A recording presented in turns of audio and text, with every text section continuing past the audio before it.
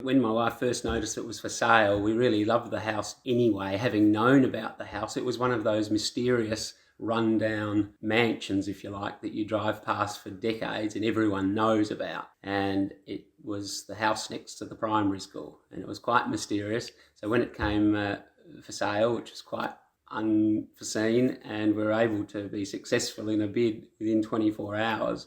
Yes, we moved in 2010, but prior to that, the house had 4 flats and had been in that situation, I think, since the war years. It was really not maintained, and so it was quite derelict when we moved in.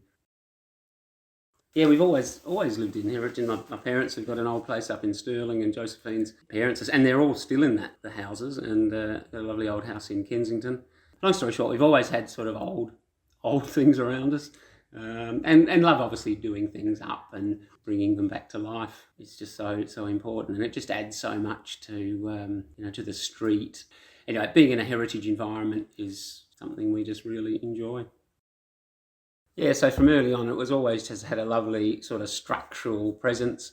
It's sort of a solid house, and we just know some of the features were just so charming. But all the original features were certainly retained. Old keys and doorknobs and stoppers and window latches were all the original types of things. They had never been removed in the 50s or 60s, which a lot of these houses had that.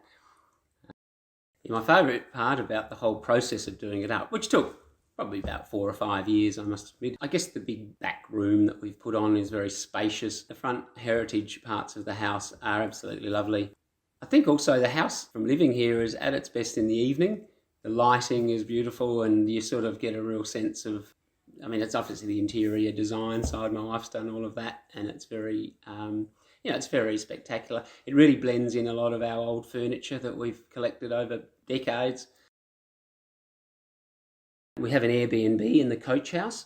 A lot of bridal parties come and stay, so they'll be there this afternoon, for example, and then they'll head off to the ceremony the next day. So we sort of see a lot of people, and it's a real privilege to host people. And it's even equally exciting to host people that you've never met before. We are very fortunate to be here, I guess, as a custodian, but also equally fortunate to bring it back to life.